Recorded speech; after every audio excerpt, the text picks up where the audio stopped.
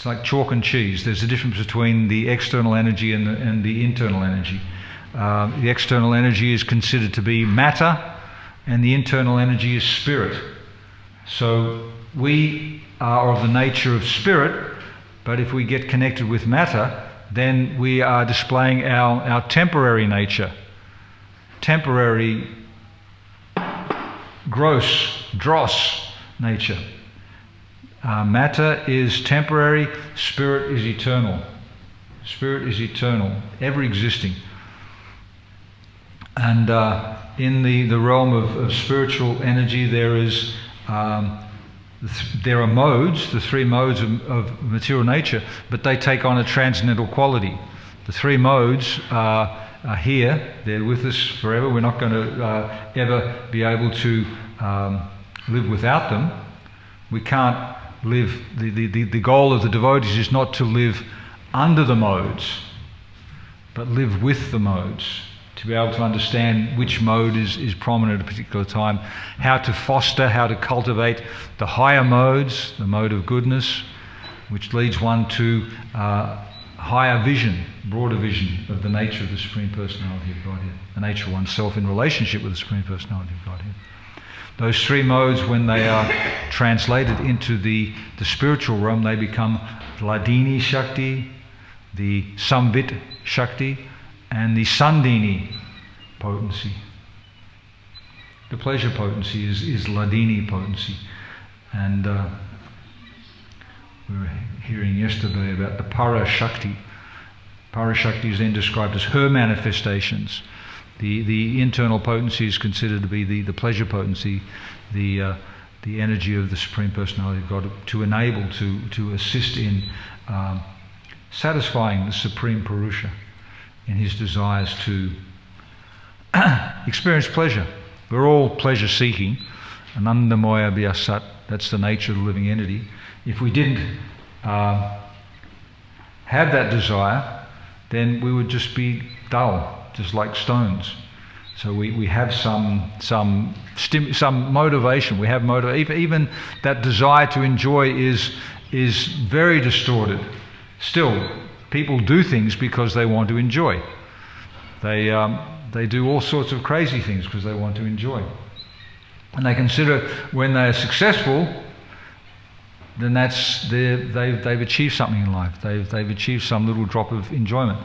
The nature of enjoyment in the material world is generally, when you factor in the three modes of material nature, just a brief cessation of the distress. It's too hot, so you turn on the air conditioner. That's a relief. And then after a while, I'm getting a headache. We've got to get outside and get some fresh air again. So it's just a brief cessation of the distress. That's the nature of the material world. Whereas the spiritual energy, the internal potency, is unlimited and incredible in variety. There's a verse which is quoted in the fifth canto of the Srimad Bhagavatam, Rishabdev instructing his sons. Nayam deho deham bhajam nriloke kastam kartam ahate vidbhujamye tapo divyam putrake yena satyam sujed yasmad brahma sokyam tvanantyam, which describes that the human form of life is not meant for engaging in this level of activities, which are meant for the hogs and the dogs who are just wallowing in the gutter. Human form of life is actually meant for performing austerities, for controlling oneself, for becoming regulated, for being intelligent and responsible. And in that way, one can experience Brahma Sokyam, the pleasure of in the spiritual energy, spiritual happiness, which is unlimited. Brahma Sokyam Tvanantyam, unlimited. That's the responsibility of the human form of life. So these pastimes, we get the opportunity to touch Krishna's incredible sweetness and glory, especially in the month of Damodar, the month which is a very auspicious month. I'm sure we've heard many times that any activity done in the month of Kartika, any spiritual activity, is multiplied 1,000 times. So if you've managed to meditate upon the names of the Lord, you've chanted 1 round, then that's equal to 1,000 rounds. It has a magnified potency. So we've been fortunate. We've been able to touch such a like a transcendental, uplifting realm and experience. Still, we have to understand how we can stay there, how we can not fall back again into our crippled, struggling existence, which is because of our past sinful activities, because of our unfortune, our misfortune, being born in Kali Yuga, on Earth, better than other planets, but still it's not heaven. And hearing about Krishna is uplifting, and then understanding, if we practice devotional service, we can engage in engaging our mind and our senses, our tongue, in tasting Krishna prasadam, our hands in mopping the temple, our mind in thinking of Krishna, our legs in walking to the temple. The activities of devotional service are very simple, very satisfying, very uplifting, and just incredible. We're going to do those things. We're going to engage the tongue anyway. So just make a vow. Only talk about Krishna. Only taste Krishna prasadam. Walking. Where are we going? Why should we go somewhere else? Let's just spend time thinking about how we can adjust all of our multifarious responsibilities and get to the temple, get to the association of devotees, meet devotees, spend time with devotees, discuss about Krishna, nourish the intelligence, nourish the mind, become absorbed in these pastimes, these activities, this philosophy, and in that way develop a taste, the higher taste.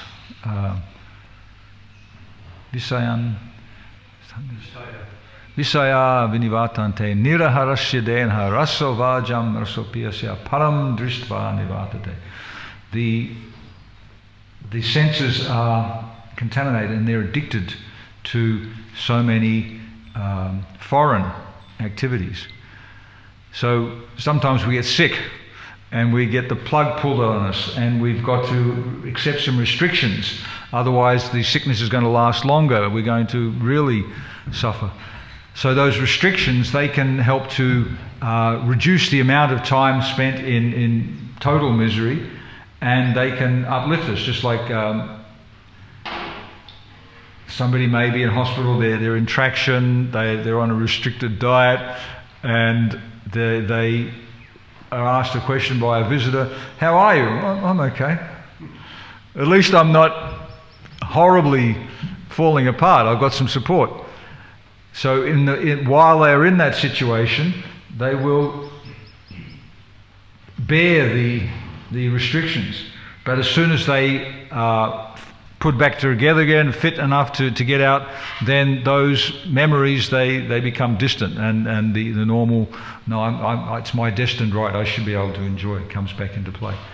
Only if one can experience a higher taste, then one will give up those lower tastes. One will no longer be drawn back there. The mind is a repository of all sorts of experiences. We're not going to be able to remove the mind. We just have to cleanse the mind by pouring more and more these enjoyable pastimes and activities and sound vibrations, so that they become more prominent, and eventually the negative thoughts, they just live in this distant corner.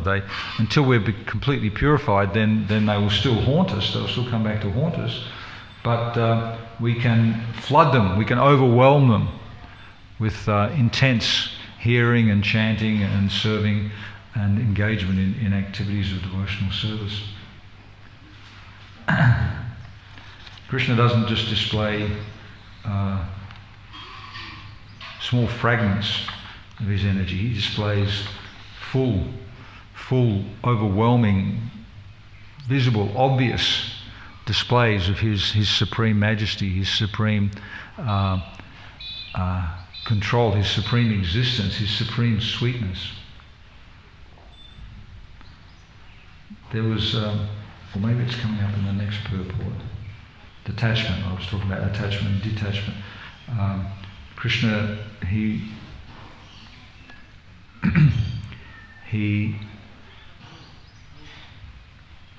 a couple of purports before Sankhya philosophy, he can understand and he sticks to his duties. He's in his palace, lying in bed with the supreme goddess of fortune, and then the alarm clock goes off. The roosters start crowing. He's being embraced by his wife, but he disentangles himself and he gets up and performs his duties. He goes out, he takes bath, and he sits down and he meditates upon himself. He practices meditation. He's the object of everybody's meditation, so he has to display the same thing. He sits down and he meditates upon the nature of the Supreme Absolute Truth himself. So he's fully immersed, but at the same time he's sticking to his duty. He's detached. In householder life, there are a couple of examples of his displaying detachment. One I can think of is as Chaitanya Mahaprabhu. His second wife, his beautiful wife, his first wife died of a snake bite. His second wife, Vishnu Priya, she was young, but it became time for him to continue off in his mission, his preaching mission. So he renounced, he left home, and his wife, Vishnu Priya, had to be satisfied with a beautiful murti that was fashioned of Lord Chaitanya. And she performed extreme austerities. She would chant rounds of Hare Krishna Mahamantra. And instead of having counting beads, she would have rice, a grain of rice. So every round she would take a grain of rice and put it over in another pile. That would be her foodstuff for the day. And she existed like that for 80 years, absorbed in separation, in service to her Lord. So Lord Chaitanya, he lived down at Jagannath Puri, which was close to Navadvip, so news could come back and the glorious pastimes would be related to his mother and his wife. Another instance of the Supreme Lord displaying detachment from his household situation is Sitaram. Lord Ram, he spent 4 years searching for his wife who had been kidnapped by Ravan, and rescued her, proved to everybody that she was not contaminated by the association of Ravan with that pastime with the Agni. And then, donning his ruler of Ayodhya guise, he went off and was spying amongst the citizens what they were saying. Because somebody was indicating that Ram was a nonsense because he had taken his wife back, he rectified the situation so he could continue in his job, do a proper job, and he asked his brother to take Sita to the forest and to leave her there.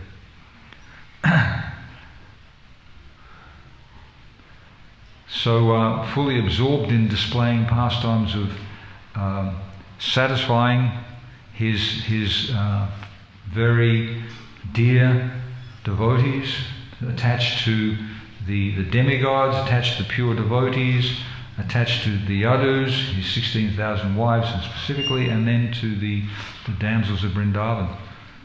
So satisfying them because of their surrender and their sacrifice and their love. At the same time able to display detachment. In the rasa dance, or preparation for the rasa dance, the gopis were with Krishna, they were dancing with Krishna, and then they become proud. Oh, we must be the topmost personalities in the universe. We've got Krishna here dancing with us. And Krishna disappeared. And then he went off with his favourite manifestation of the internal potency, Srimati Radharani. And after a while he left her as well to increase the taste of separation. So Krishna's pastimes create many, many effects. And if we have the purity of heart, we're not looking through mundane eyes and trying to criticize. How is this not possible? We shouldn't behave like this. Then we can benefit. And the best way to get that benefit is to associate with advanced devotees, elevated devotees, and to hear from them, to learn from them, to take on their vision. So I think I'll finish up there. Ask if there's any questions.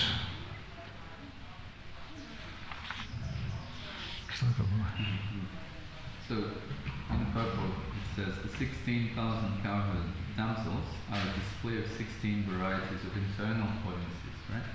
So they Antaranga Shakti, not Rasa Shakti. And so, does it mean all of the gopis, or at least the principal 16,000 gopis, are manifestations of the Lord's internal potency, and none of them are jivas like us? Yeah. The gopis come from different categories. The sages from the forest of Dandakaranya, the sadhakas nowadays who have become elevated to that position, and the eternal associates of the Lord. I don't think that's not the angle of that particular statement, and I didn't even touch on that. With the different 16 main potencies, again I said there's unlimited potencies, but there's 3 categories, and the 16 potencies of the internal energy. Krishna dances with unlimited gopis, and they all have a particular mood. In energy, in truth, there's 2 aspects. There's the rasa and the tattva.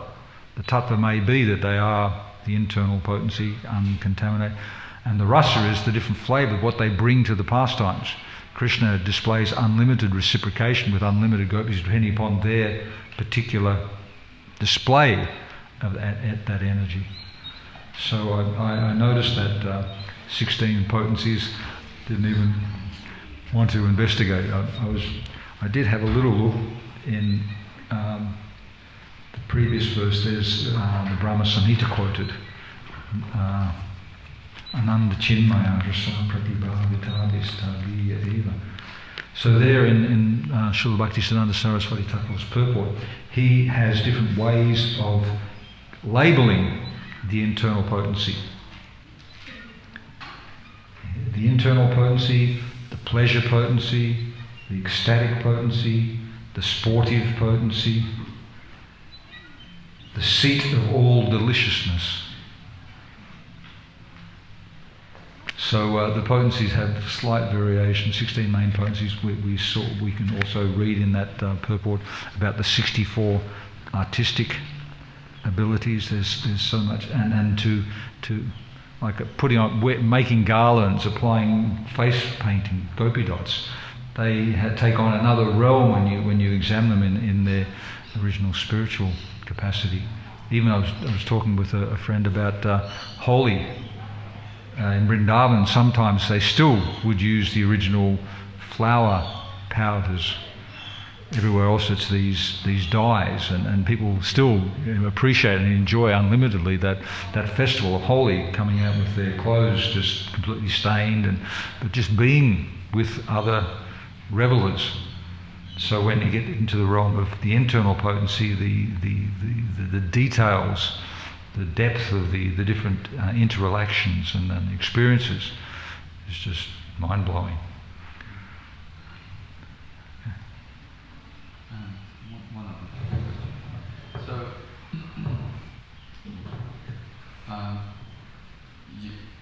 that pastime of Krishna leaving the gopis after dancing with them, and after they felt prabhu. So the internal, once again, the manifestations of internal potency became proud, and felt like they were the best in the universe, and then Krishna felt that and left? Or once again, would that be the jivas, for example? It's just the reason why I'm asking this is because the internal potencies, it would seem, they are always absorbed in serving Krishna, and they simply cannot be deviated. They cannot fall down. They can't do things that would displease Krishna. And yet there is this pastime where the gopis, who it seems the majority of them at least are manifestations of the not jiva tattva, but antaranga shakti, they still felt that pride and that Krishna, that made Krishna weak, basically. So that's, do you understand the question? Yeah. Pride in such a, I remember in the 80s, we were preached to by the GBC, you should be proud. Preaching to the devotees, you should be proud. Be proud of the fact that you're engaging in devotional service. So pride in being able to be associated with Krishna and pleasing Krishna, part of the pastime. It's not a reflection back on whether the quality, the internal potency is good or bad. Krishna himself, who is the source of all these potencies, he displays lamentation, concern, despair when Paundraka, or one of those demons, brought an image of his father there and showed him, here Krishna, I've captured your father, and then he cut his head off. So Krishna, he became dismayed for some time, and also his father-in-law, Satyabhama's father, was killed. So he also became incensed and went to revenge. So in the realm of pastimes, a little bit of pride can be utilised. The only quality that can't be used in spiritual life is envy. Envy has to be purified. In the material world, envy means that you are jealous, and then envy, you want to take something away from people, you pull them down. In spiritual activity, that feeling means that we uplift them. Okay, they've got something more. I want to take advantage. I want to get some benefit from them. So we push them forward, and then we hold on to their lotus feet. So the different feelings, they can be dovetailed, they can be utilised in Krishna's service.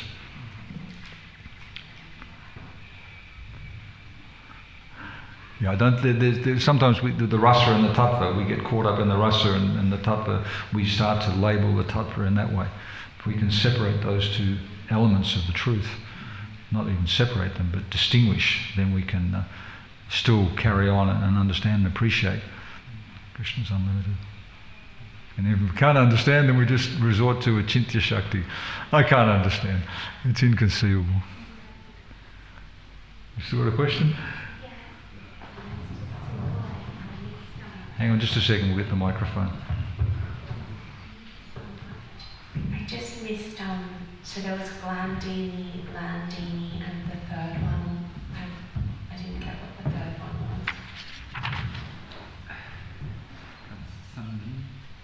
was. Ladhini, Sandini, and Samvit. Ladhini is the pleasure potency, Sandini, existence potency, and Samvit is the knowledge potency, the nature of the internal energy. Samvit, yeah. At the moment we should focus on dealing with the tamaguna, the rajaguna, and the sattvaguna. Tamaguna, darkness, ignorance; rajaguna, mode of passion; and sattvaguna, mode of goodness. We're struggling to rise up early in the morning, we don't want to get out of bed, that's tamaguna. After a while, if we get used to the regulation, then we will quickly get up, pay our obeisances, and move forward and chant cleanse ourselves, put on fresh clothing and start to chant the holy names, because that will also give us a taste and help us to rise above the lower modes. And when the sun comes up, then the mode of passion starts hitting, so we should be prepared with a good belly full of prasadam and the holy names in order to then try and keep ourselves focused on our goal. So Rajagun, Tamagun and Sattvagun. That should be our main focus. How to elevate ourselves, purify ourselves so we can become more fixed in the mode of pure goodness. Goodness and then ultimately pure goodness. Then those other spiritual modes, then they will become just embellishment on our existence. At the moment it's good to understand the philosophy, confirmed. Understand where we've come from, what's brought us here, and what we're aiming for, where we're going. Braj, we've just got a microphone out the back there, unless you're going to come in.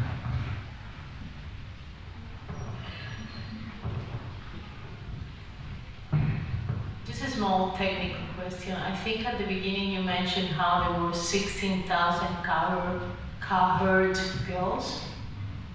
You read that? 16,000 wives. Oh, wives. I thought you said cowherd. No, wives. Oh, good. Okay. Thank you. Thank you.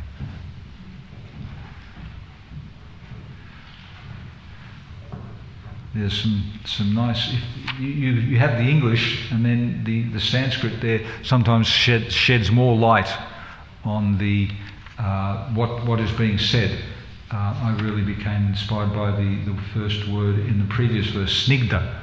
Snigdha is translated as gentle, and cool. I found some other translations of that same word. Snigdha means gentle, means cool, means slick. When your hair is slick, glossy locks. I think snigdha is also there in the Damodar prayers. Curly, black curly locks, snigdha. So when there's some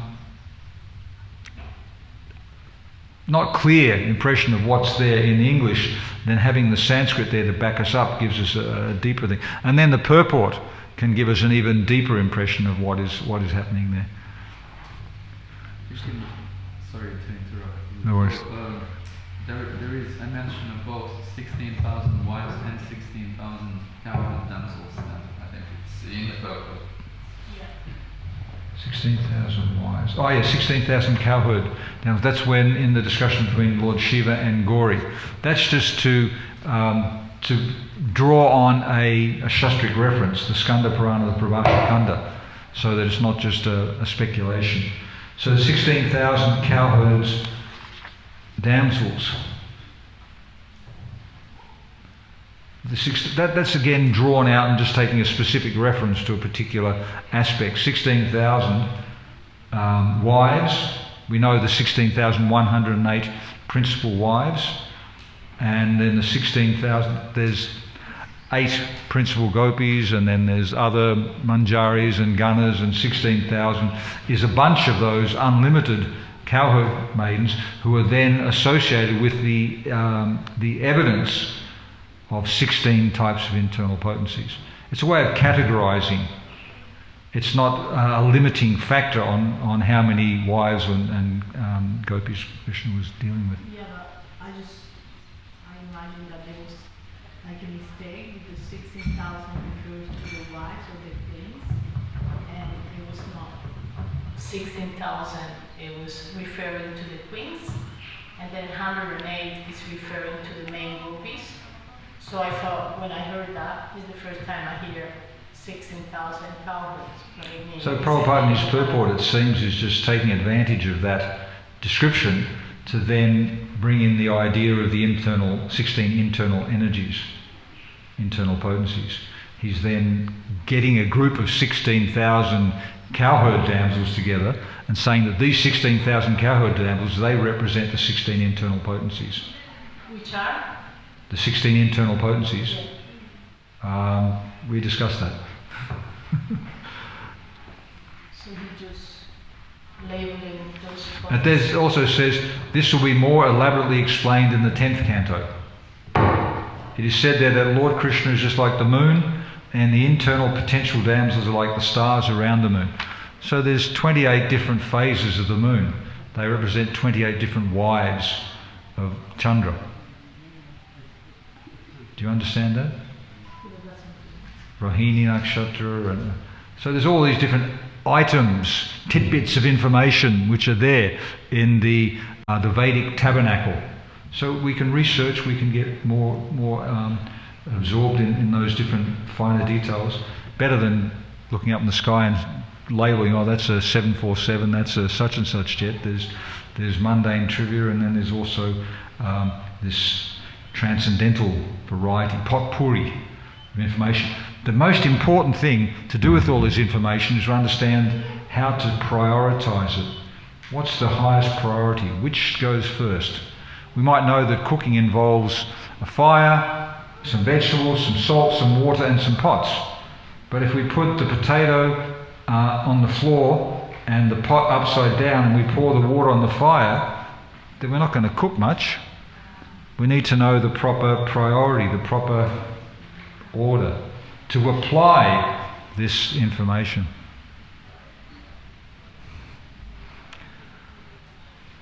Any last questions or comments?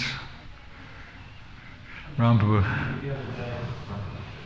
In our as jivas, our attempts at enjoyment all involve us having to go outside of ourselves. You know, we like to enjoy some stimulus of some form or another, but outside of ourselves. The senses need to be engaged with their sense objects. Material enjoyment, spiritual enjoyment can be determined, but we understand Krishna doesn't have to go outside of us. Atmarama. Yeah. Yeah. He's self-satisfied, he's fully satisfied. And all those energies are into There's a nagging, we're not complete. Krishna Om Purnam Pudam Adinam Purnat Purnam Udachate. So that's why it's necessary to fill ourselves up with that spiritual. Puri used to quote from the last line of the Shikshastakam prayers. If we're not experiencing bliss at every moment, then we should examine our cup and see how full or how empty and fill it up.